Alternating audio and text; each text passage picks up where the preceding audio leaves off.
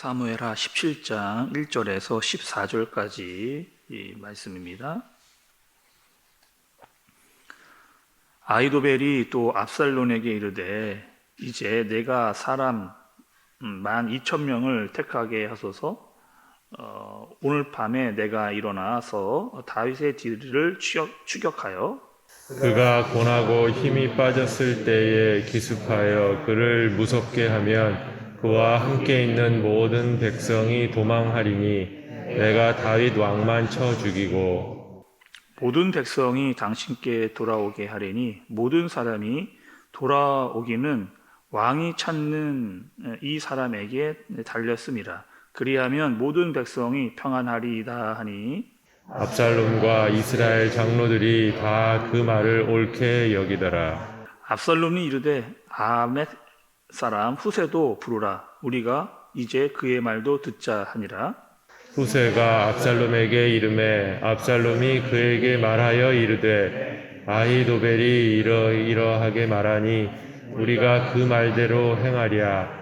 그렇지 아니하거든 너는 말하라 하니 후세가 압살롬에게 이르되 이번에는 아히도벨의 베푼 계략이 좋지 아니하니이다 하고 또 후세가 말하되 왕도 아시거니와 왕의 아버지와 그의 추종자들은 용사라.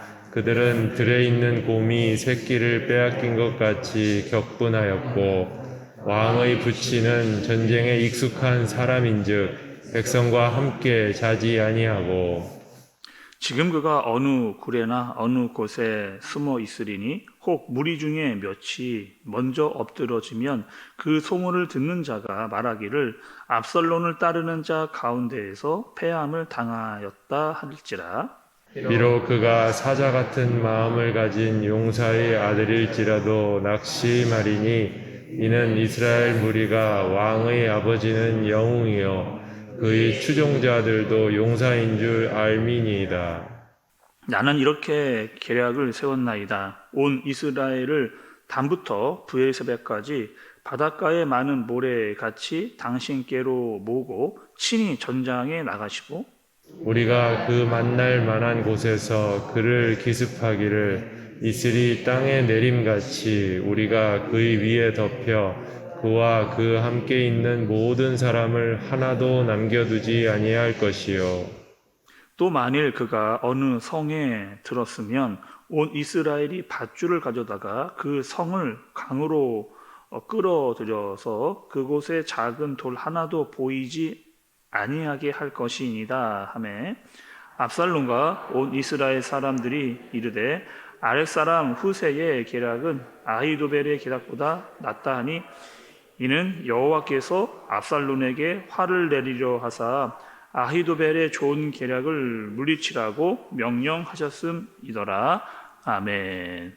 여러분 계속해서 말씀은요 지금 그 압살롬의 쿠데타가 벌어지고 있는 그런 상황입니다. 그리고 오늘의 내용은요 압살롬의 아히도벨과 다윗의 후세의 계략이 맞붙는 그런 본문의 내용이라고 할 수가 있습니다.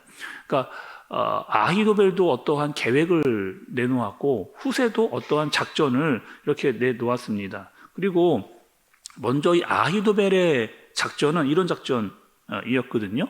말씀해 보면 오늘 밤이라고 이야기하고 있습니다. 이 오늘 밤은 어떤 밤이냐? 압살롬이 예루살렘 성을 치고 들어온 밤입니다. 그러니까 이때에 그리고 다윗이 막 허겁지겁 도망을 간 그런 상황인 거죠. 그러니까 지금 공격을 해야 된다라고 그렇게 그 아히도벨이 주장을 하는 겁니다. 지금 공격을 하면 분명히 다윗에게 큰 위협이 될 거다라고 그렇게 지금 작전을 내놓은 거죠. 2절, 3절 말씀을 여러분 좀 보세요. 그가 고나여 힘이 빠졌을 때에 기습하여 그를 무섭게 하면 그와 함께 있는 모든 백성이 도망하리니 내가 다윗 왕만 쳐 죽이고 모든 백성이 당신께 돌아오게 하리니 모든 사람이 돌아오기는 왕이 찾는 이 사람에게 달렸습니다. 그리하면 모든 백성이 평안하리이다 하니 이렇게 이야기를 지금 한 거죠. 그러니까 아히도벨의 예측대로요 다윗이 굉장히 피곤한 상태였습니다. 그리고 문헌에 보면 이때의 다윗의 나이가 한 60세 정도 되지 않았을까 이렇게 추측을 하고 있어요.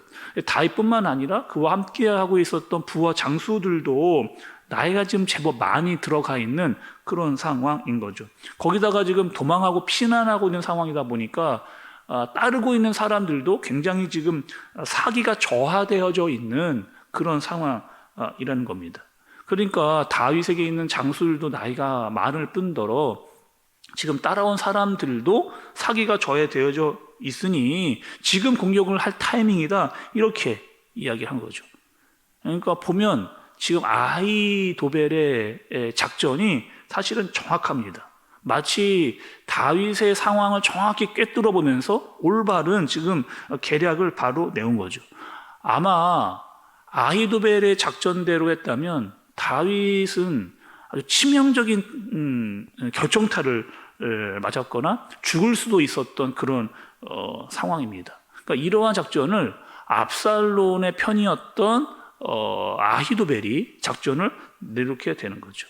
이렇게 또 본인이 이야기합니다. 왕이셔 나에게 군사 12,000명만 주십시오. 제가 직접 가서 다윗을 쳐 죽이고 돌아오겠습니다. 이렇게 지금이 기회입니다. 라고 그렇게 이야기를 하게 됩니다. 반면에 또 이번에는 후세 다윗의 편이었던 후세도 압살론에게 어떠한 계책을 그렇게 내놓는 말씀이 나오거든요. 8절과 9절의 말씀 좀 보시죠. 8절과 9절. 또 후세가 말하되 왕도 아시거니와 왕의 아버지와 그의 추종자들은 용사라. 그들은 들에 있는 곰이 새끼를 빼앗긴 것 같이 격분하였고 왕의 부친은 전쟁에 익숙한 사람인즉 백성과 함께 자지 아니하고 지금 그가 어느 굴에나 어느 곳에 숨어 있으리니 혹 무리 중에 몇이 먼저 엎드러지면 그 소문을 듣는 자가 말하기를 압살론을 따르는 자 가운데에서 패함을 당하였다 할지라 이렇게 이야기합니다. 그러니까 후세가 이렇게 압살론에게 이야기하는 거죠. 당신 잘 알지 않습니까? 아버지가 어떠한 분이신 줄 잘 알지 않습니까? 그는 이미 저 수많은 전장을 누렸던 사람이 바로 당신 아버지입니다. 그리고 지금 새끼를 빼앗긴 야생곰같이 지금 완전히 너무 분노하고 있는 그런 상태이라는 거죠. 지금 가면 아마 큰 타격을 받을 겁니다. 이렇게 이야기를 하는 겁니다. 또 다윗과 함께하고 있는 수많은 장수들, 그들 또한 너무나 많은 전쟁의 경험을 가지고 있는 사람이고 이미 우리가 쳐들어올 것을 대비해서 아마 다 준비를 하고 있을 그런 상황일 겁니다. 이렇게 이야기를 하는 거죠. 그리고 자칫 지금 우리가 공격을 했다가 조금이라도 타격을 받는다면 그들은 우리를 이겼다. 또 사람들, 국민 전체가 압살론이 패했다라고 하는 소문이 들게 되면 우리가 여러 가지로 불리하게 될 것입니다. 이렇게 이야기합니다.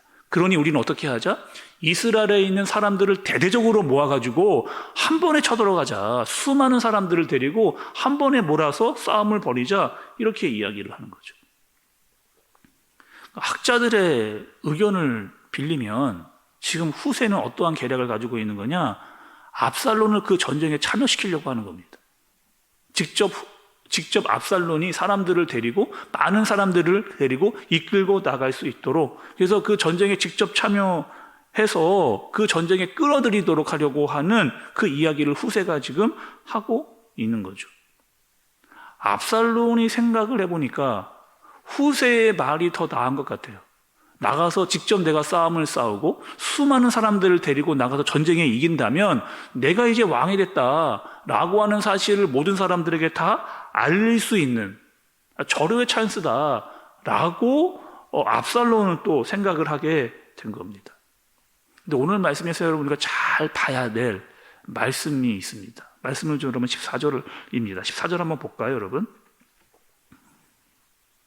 압살론과 온 이스라엘 사람들이 이르되 아렉 사람 후세의 계략은 아히도벨의 계략보다 낫다 하니 이는 여호와께서 압살론에게 화를 내리려 하사 아히도벨의 좋은 계략을 물리치라고 명령하셨음이더라. 이렇게 이야기를 하고 있는 거죠. 그러니까 말씀도 이렇게 이야기하고 있어요. 아히도벨의 계략이 더 좋았다. 그리고 지금 그렇게 하면 다윗이 치명적인 결정타를 맞을 것이다. 그러나 말씀은 어떻게 하느냐? 압살론이 후세의 계략을 선택하도록 그렇게 하나님께서 그렇게 유도하시는 것을 볼 수가 있는 거죠. 여러분, 성경에 보면서 압살론은 어떤 사람이었어요? 머리가 좋은 사람이었습니다. 그리고 외모도 출중했던 사람이 압살론이에요. 그리고 지금 다윗의 성까지 차지해 놓은, 지금 계속해서 전쟁에서 이길 수 있는 상황에 놓여져 있는 압살론의 상황입니다. 거기다가 자기가 데리고 있었던 아히도벨 또한 굉장히 유능한 책사였던 것을 볼 수가 있어요. 그리고 압살론이 아무리 똑똑하고 모든 것들이 다 준비되었다 할지라도 하나님께서 외면하는 그 전략은 아무것도 아니다. 그의 모든 일들이 아무것도 아니게 될 것이다 라고 하는 것을 보여주게 되는 겁니다. 그러니까 그 안에 이미 하나님의 섭리와 계획이 있었고, 또 압살론이 아무리 많은 것들을 준비한다 할지라도 하나님께서 그 길을 지켜주시지 아니하시면 그것은 다 헛된 것이다 라고 하는 것을 말씀이 우리에게 보여주고 있는 거죠. 여러분, 성경에도요 이러한 일들이 참 많이 나오는 것을 볼 수가 있습니다. 요셉의 형들이 요셉을 죽이려고 했습니다. 애굽으로 팔아넘기는 그런 일 여러분 있었잖아요. 또 바벨론의 왕과 그의 신하들이 다니엘을 죽이려고 했습니다.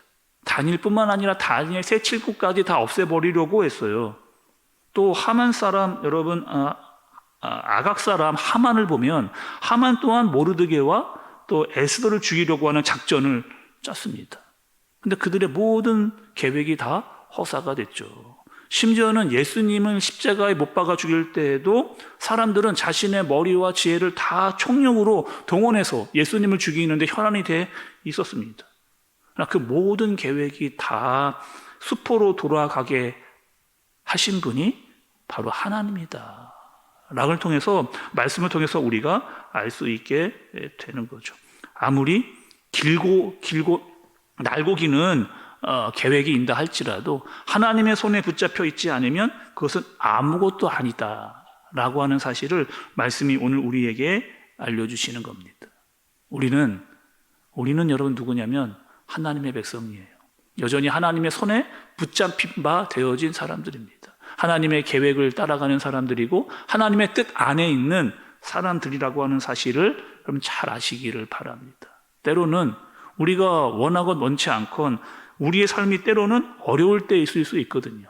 형편이 좀 어려워질 수도 있습니다. 그러나 여전히 우리의 삶은 하나님의 손에 붙잡힌 바 된 인생이다. 하나님의 뜻 안에, 하나님의 계획 안에, 하나님의 섭리 가운데에 있다라고 하는 사실을 반드시 아시고 어떤 일을 만나든지 하나님을 향한 간절한 마음으로 주님의 뜻을 따를 수 있는 저와 여러분들 되어지시기를 예수님의 이름으로 축복합니다. 기도하겠습니다. 하나님 아버지, 하나님께서 하나님의 사람들을 끝까지 포기하지 않으시고 인도하여 주실 줄로 믿습니다. 은혜와 긍휼을 내려 주시고 또 모든 계획이 사람이 계획할지라도 이루시는 분은 하나님이심을 잊지 아니하도록 인도하여 주옵소서. 우리의 인생과 우리의 모든 삶을 하나님의 섭리와 계획에 맡기고 의지하는 우리의 인생이 되어지도록 주님께서 인도하여 주옵소서. 예수님의 이름으로 기도드리옵나이다. 아멘.